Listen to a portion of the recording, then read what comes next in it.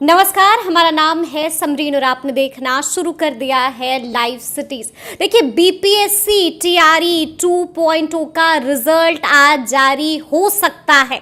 आपको मालूम है कि आज बीपीएससी चेयरमैन अतुल प्रसाद ने बड़ी प्रेस कॉन्फ्रेंस की है और इस प्रेस कॉन्फ्रेंस में बीपीएससी चेयरमैन अतुल प्रसाद ने कई बातों का जिक्र भी किया है और साफ साफ कह दिया है कि संभावना जताई जा सकती है कि आज बीपीएससी टीआरई 2.0 का रिजल्ट जारी हो सकता है, यानी कि आज अभ्यर्थियों का इंतजार खत्म हो सकता है। लेकिन जैसा कि मैंने आपको पहले ही कहा है कि कई अहम बातों का जिक्र भी हुआ है प्रेस कॉन्फ्रेंस में, तो आज हम इसी मुद्दे पर सीधी बातचीत करेंगे जाने माने शिक्षक रजनीश सर से। सबसे पहले बहुत शुक्रिया बात करने के लिए। जी, थैंक यू सो मच। तो सबसे पहले तो रजनीश सर, आपसे ये जानना चाहेंगे कि आज बीपीएससी ने बड़ी प्रेस कॉन्फ्रेंस की और कई बातों का जिक्र किया है। संक्षेप में जानना चाहेंगे क्या कुछ अहम बातों का जिक्र हुआ है? 3-4 बात का जिक्र आज जो है महत्वपूर्ण है बच्चों के लिए जानना। वो 3 बातों में सबसे पहली बात है कि आज कुछ क्लास का रिजल्ट जारी हो जाएगा। वो भी कुछ विषयों का। अच्छा, सभी जी, जी। उस क्लास के सभी विषय का नहीं, जी, जी। कुछ विषय का, जैसे मैथमेटिक्स और साइंस का जी। 6 to 8 क्लास का रिजल्ट जारी हो सकता है। संभावना है आज रात तक, जी। क्योंकि बीपीएससी 12-1 बजे रात में भी रिजल्ट जारी करती है, तो हमने देखा है टीआरई 1.0 में लोग इंतजार करते रहे। 6 to 8 मैथ साइंस का रिजल्ट आज रात तक आ सकता है। प्रधानाध्यापक जो हुआ था पिछड़ा वर्ग विभाग में, उसका रिजल्ट भी आज हो सकता है कि आ जाए, जारी हो जाए। तो एक तो बड़ी सबसे महत्वपूर्ण बात यह है। और बच्चे अगर ये सवाल पूछेंगे कि बाकी सारे एग्जाम का भी रिजल्ट क्यों नहीं जारी हो रहा है, क्योंकि आप सब्जेक्ट वाइज देखेंगे तो कई सारे सब्जेक्ट 9-10 में हैं, कई सारे सब्जेक्ट 11-12 में हैं। टोटल आज सर अतुल प्रसाद सर ने कहा है कि 90 रिजल्ट है टोटल, जिसको हमें जारी करना है। और 90 रिजल्ट में कई ऐसे हैं जिनका फाइनल आंसर की भी जारी नहीं हुआ, तो हम आंसर की जारी करते जाएंगे और रिजल्ट भी धीरे धीरे बनाते जाएंगे, अपलोड करते जाएंगे। तो प्रक्रिया मुझे लगता है कि लंबी चलेगी, 30-31 तक चल सकता है प्रक्रिया रिजल्ट जारी होने का। तो आज कुछ विषयों का, जैसे साइंस मैथ 6 to 8 और प्रधानाध्यापक अत्यंत पिछड़ा वर्ग विभाग का आज रिजल्ट जारी हो सकता है। एक पॉइंट ये है। दूसरा पॉइंट जो अतुल सर का था कि जो मल्टीपल, जैसे कुछ लोगों का डिमांड था कि लोग 5 क्लास में फॉर्म भरे हैं तो कहीं एक रिजल्ट उनका वन रिजल्ट, लगातार इसकी मांग उठ रही थी। लेकिन अगर मान लीजिए कि कोई बच्चा एलिजिबल है 6 to 8 में, 9 to 10 के लिए भी है, 11-12 के लिए एलिजिबल है, तो तीनों जगह एलिजिबिलिटी धारण करता है, फॉर्म भरा है, परीक्षा दिया है, परीक्षा का फी दिया है, तो रिजल्ट सर यही बता रहे, अतुल प्रसाद सर कह रहे थे कि उनका अधिकार है रिजल्ट लेने पाने का। ऐसे में हम, ये संभव नहीं है कि हम उनका एक जगह रिजल्ट देकर के छोड़। साफ कह दिया है मल्टीपल रिजल्ट जारी करना हमारी मजबूरी। हाँ बिल्कुल, क्योंकि उन्होंने सभी बच्चों ने अलग अलग फॉर्म डाला है, उसकी फी भी अलग अलग दी गई है और परीक्षाएं भी अलग अलग हुई हैं। तो बच्चों का अधिकार है कि सभी जगहों पर उनका राइट है कि वो रिजल्ट प्राप्त करें और बाद में डिसाइड करना भी उनका ही अधिकार है कि हम कहाँ ज्वाइन करें। एक तो दूसरा ये महत्वपूर्ण डिसीजन था कि मल्टीपल क्लास में रिजल्ट एक बच्चे का आएगा जो एलिजिबिलिटी धारण साफ कर दिया है। और तीसरा जो महत्वपूर्ण डिसीजन है वो डिसीजन है हिंदी भाषा के क्वालिफाइंग को लेकर, जो उन्होंने कहा क्वालिफाइंग हम हटा रहे हैं 6 to 8, 9, 10, 11, 12 ये 3 क्लास में क्वालिफाइंग हटा रहे हैं और 1 to 5 में हम भाषा को ऐड कर देंगे, यानी कि उस पर मतलब 120 पर मेरिट नहीं बनाएंगे, हम 150 क्वेश्चन पर मेरिट बनाएंगे। और 6 to 8, 9, 10, 11, 12 में हम जोड़ेंगे नहीं, 120 पे ही मेरिट बनेगा, लेकिन वो क्वालिफाइंग नेचर हट जाएगा। उसके पीछे के सर ने वजह बताया कि जो भाषा का पेपर था, हमने भाषा का टेस्ट तो लिया पर पेपर ऐसा पूछा गया था जिसमें भाषा के व्यक्ति भी यदि परीक्षा दे तो उसको भी करना मुश्किल हो जाएगा। यहाँ तक उन्होंने कहा कि हम लोग भी पेपर दें तो हमारे लिए भी मुश्किल हो जाएगा। तो ऐसा पेपर हम लोगों के द्वारा बना दिया गया। तो हमने उसकी कठिन नेचर को देखते हुए, कठिन प्रकृति को देखते हुए उसके क्वालिफाइंग नेचर को हमने हटाया है। और एक बात और उन्होंने कहा, जो आज की महत्वपूर्ण बात यह है कि जो हायर क्लास में 9, 10, 11, 12 में जो भाषा लोगों ने डाला था, हिंदी, बांग्ला, तो उसमें हमने हिंदी का पेपर दिया, हिंदी में पेपर दिया, बांग्ला में पेपर नहीं दिया, जिस पर खूब बवाल भी हुआ था। हाँ बिल्कुल बवाल हुआ था। उन्होंने कहा कि 9, 10, 11, 12 और 6 to 8 में हिंदी में ही उनको गणित पढ़ाना है, हिंदी में ही उनको सब कुछ पढ़ाना है, इसलिए मैंने हिंदी में पेपर दिया। 1 to 5 तो मातृभाषा, उन्होंने साफ साफ कहा कि 1 to 5 मातृभाषा है। तो मातृभाषा है तो इसलिए वो तो खैर मातृभाषा में होगा, बांग्ला होगा तो बांग्ला में होगा, क्योंकि आर्टिकल 350A एक है संविधान में अनुच्छेद 350 का, उसमें साफ साफ लिखा गया है कि हर राज्य, हर क्षेत्र अपनी प्राथमिक शिक्षा एलिमेंट्री एजुकेशन मातृभाषा में देगा। मातृभाषा का मतलब मगही भी आता है, अंगिका भी आता है, मतलब मातृभाषा का मतलब जो लोकल लैंग्वेज है उसमें ही प्राइमरी एजुकेशन दिया जाएगा। 350 का संविधान का अनुच्छेद भी बोलता है। तो प्राइमरी का तो मैटर वो नहीं है, उसमें तो चलेगा बांग्ला। लेकिन अपर हायर में उन्होंने कहा कि 6 to 8, 9, 10, 11, 12 में सब कुछ हिंदी में पढ़ाना है, इसलिए हिंदी का पेपर हमने दिया। और एक चौथी जो उन्होंने प्रेस कॉन्फ्रेंस आज क्लियर किया कि कई बच्चों का ये आरोप था कि हमारा 39 कट ऑफ गया है और मेरा 43 था, मेरा रिजल्ट नहीं हुआ है। तो सर ने साफ कहा कि हमने क्वालिफाइंग मार्क्स रखा था। कट ऑफ मार्क्स तब बनेगा जब आप क्वालिफाई करेंगे। तो 120 में जनरल कैटेगरी में ये आरोप लगा था कि मेरा 39 गया है पर हमारा 43 नहीं हुआ। तो जैसे उन्होंने एग्जाम इसका भी पूरी तरह से जवाब दिया है। जवाब क्लियर उन्होंने उसमें गणित के साथ जवाब दिया है। गणित के साथ क्या कहा है? 120 प्रश्न है तो उसमें 120 प्रश्न में 40% जनरल का क्वालिफाइंग मार्क्स है। तो 120 का 40% यानी 48 होता है, बच्चों का 48, 48% मार्क्स, 48 नंबर लाना है आपको। 40% मतलब 48 मार्क्स। लेकिन आपका आ रहा है 43। कट ऑफ भी बना है तो 39 ही है, पर 39 कट ऑफ बन तो गया, लेकिन जिनका 48 के पार है रिजल्ट उन्हीं का दिया जाएगा। रिजल्ट उन्हीं का दिया जाएगा। कट ऑफ पार करने से रिजल्ट नहीं होगा, यानी आपको 48 पार करना है तभी कट ऑफ मार्क्स कंसीडर किया जाएगा। क्लियर उन्होंने कहा कि इसीलिए उनका रिजल्ट नहीं आया। तो एक प्रश्न ये है। और मुझे लगता है मोटा मोटी मैंने आपको मोटा मोटी आपने बता दिया कि कौन सी वो प्रमुख बातें थी जिसका जिक्र हुआ है आज प्रेस कॉन्फ्रेंस में।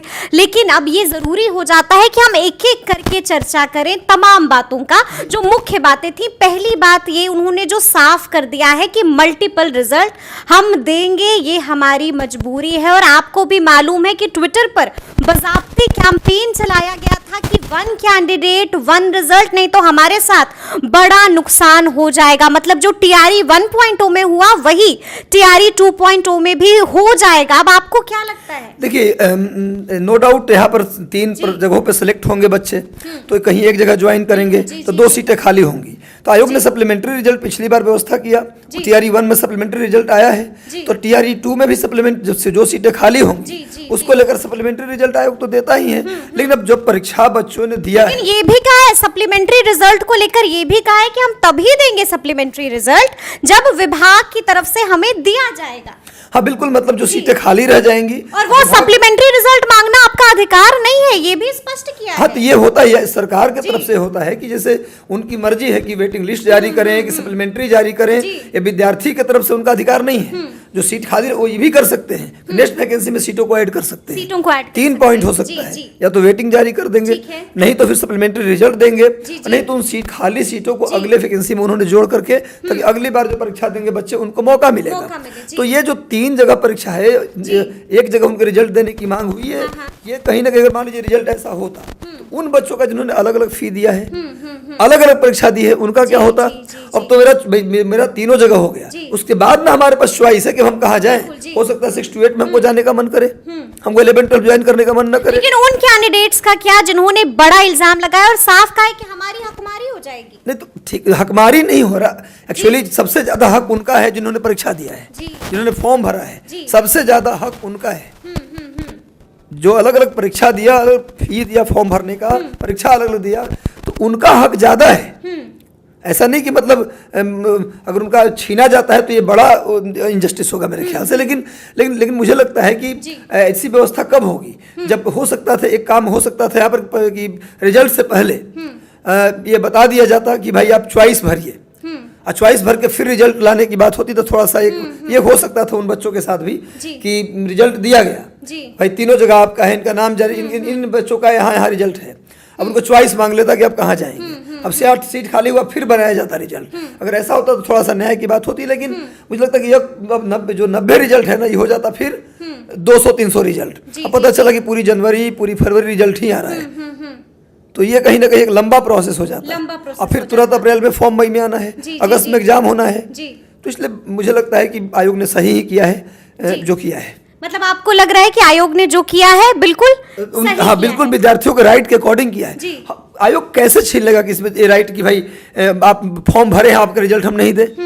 अब फॉर्म भरने का अलग फी भी लिया गया, क्लास अलग अलग, फॉर्म भरने का अलग फी लिया गया, अलग अलग एग्जाम लिया गया, तो फिर तो उनका राइट बनता है रिजल्ट लेने का। बिल्कुल ठीक है, ये भी जिक्र हुआ है जैसा कि मैंने आपको शुरू में कहा कि एक लिस्ट भी बाकायदा एक नोटिस बीपीएससी ने जारी किया था एनआईओएस से, जिन लोगों ने डीएलएड कर रखा है उनको लेकर एक बड़ा नोटिस जारी हुआ था और साफ कह दिया गया है कि अब जिन लोगों ने भी एनआईओएस से डीएलएड किया है उनको बाहर का रास्ता दिखा दिया गया है। देखिए ऐसा उन्होंने नहीं कहा, उन्होंने बाहर का रास्ता नहीं बोला, इसके जगह बोला कि हम एनसीटी के जो गाइडलाइन है हम उसको फॉलो करेंगे। सुप्रीम कोर्ट का माननीय न्यायालय का जो आदेश है, एनसीटी का जो प्रोसेस है हम उसको फॉलो करेंगे। उसको फॉलो करने का मतलब होता है 2 साल का रेगुलर डीएलएड, 2 साल का रेगुलर डीएलएड। एनसीटी को फॉलो करने का मतलब ये होता है, तो इसका मतलब हुआ इनडायरेक्टली कि भाई वो बाहर हो गए, मतलब इससे नहीं कहा नहीं उसको हम बाहर कर रहे हैं, ऐसा कुछ नहीं। बिल्कुल कान इधर से पकड़िए या उधर से पकड़िए, तो ये तो समझना होगा भाई, सर्वोच्च न्यायालय का फैसला है तो ये तो सबको मानना अनिवार्य है, चाहे सरकार हो, आयोग हो, हम हो, आप हो, ये पूरे देश के लिए मानना अनिवार्य है। तो ऐसे में आयोग उससे बाहर जा भी कैसे सकता है। लेकिन आपसे हमने बीते दिन भी बात की थी और रजनीश सर ने साफ साफ कहा था कि इस फैसले का जरूर एक बड़ा असर उन लोगों पर होगा जो बीपीएससी टीआरई 1.0 में सेलेक्ट हो गए हैं और ये वैसे लोग हैं जिन्होंने एनआईओएस से डीएलएड कर रखा है। तो क्या अब उनकी नौकरी पर भी बड़ा खतरा मंडरा रहा है? हाँ बिल्कुल, अगर यहाँ एनआईओएस को बाहर किया जाता है क्योंकि उसी सेशन के डीएलएड भी है और उसी सेशन से डीएलएड करके वो नौकरी कर रहे हैं, तो निश्चित रूप से आज नहीं तो कल मुझे लगता है कि खतरा तो है। और अगर मतलब आप ये कह रहे हैं कि उनकी नौकरी भी जा सकती है, संभावना है इसकी, क्योंकि यहाँ ये लोग जाते हैं, इनको अलग किया जाता है तो लोग कोर्ट चले जाएंगे कि हमारे सेशन का ही डीएलएड नौकरी में है और हम बाहर हैं, तो कोर्ट जाएंगे तो यहाँ पर तो जस्टिस करते हुए न्यायालय तुरंत फैसला देगी कि भाई उनको हटाया जाए। तो ऐसा हो सकता है कि उन पर भी खतरा है, उन पर भी खतरा है। लेकिन आज का जो प्रेस कॉन्फ्रेंस है, मैं मतलब एक छोटी छोटी बातों का सर ने जवाब दिया, अतुल प्रसाद सर ने।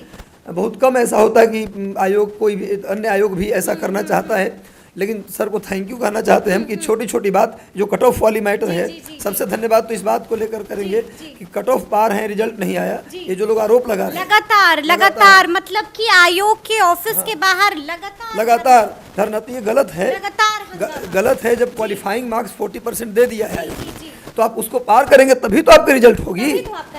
अच्छा ये बताइए कि अब तो एनआईओएस वाले को बाहर कर दिया गया है, कट ऑफ पर बड़ा असर होगा रजनीश सर? कट ऑफ में निश्चित तौर पर मैंने जो बताया आपको पिछले दिन, कट ऑफ निश्चित तौर पर असर पड़ेगा, घटेगा बढ़ेगा? 6 to 8 में प्राइमरी में दोनों में कट ऑफ घटेगा, क्योंकि 1,07,000 प्राइमरी में है, तो 1,07,000 में से मुझे लगता है जहां तक 30-35 हजार तो कम से कम डीएलएड एनआईओएस से है। अब 30-35-40 हजार माइनस होगा तो सीधे 45,000 हाँ बिल्कुल, तो 60,000 के आसपास बच जाएगा परीक्षार्थी। 60,000 परीक्षार्थी में देखिए जब परीक्षा होती है ना तो जो पढ़ने वाले बच्चे की बात करेंगे तो ऐसे भी 10 से 15% बच्चे होते हैं जो पढ़ाई लिखाई करते हैं, तो 60% का 10-15% करेंगे आप तो 15,000-20 हजार के आसपास बच्चे ही होंगे जिनका कंपटीशन में फाइट होगा, तो 15,000 का फाइट होगा। मतलब आप कह रहे हैं कि एनआईओएस से डीएलएड करने वाले जब हट जाएंगे तो बड़ा फायदा 15-20 हजार में फाइट होगा, 20 हजार में से 10 हजार का सिलेक्शन होना है, और खासकर जनरल में सीटें ज्यादा है, एससी महिला में सीट ज्यादा है, तो ऐसे में इन दोनों को फायदा मिल जाएगा। सबसे बड़ा फायदा एससी महिला को, जनरल कैंडिडेट को सबसे ज्यादा फायदा महिला जनरल कैंडिडेट को होने वाला है। तो कहीं ना कहीं मुझे लगता है कि बहुत बड़ा अंतर आएगा प्राइमरी में भी और 6 to 8 में भी। 6 to 8 में उतना बड़ा असर तो नहीं आएगा, जो 6 to 8 में बीएड वाले भी हैं, तो बहुत बड़ा असर तो नहीं आएगा, लेकिन फिर भी कुछ असर इसमें भी आएगा बिल्कुल। चलिए, तो सुना आपने क्या कुछ बता रहे हैं रजनीश सर, सब कुछ साफ कर दिया है, बता दिया है कि कौन सी वो अहम बातें थी जिसका जिक्र आज की प्रेस कॉन्फ्रेंस में बीपीएससी चेयरमैन अतुल प्रसाद जी ने किया है। तो ये पूरी बातचीत आपको कैसी लगी कमेंट करके हमें जरूर बताइएगा। तो इस तरह के तमाम अपडेट्स के लिए ऐसे ही हमारे साथ बने रहिएगा और देखते रहिएगा लाइव सिटीज। बहुत शुक्रिया।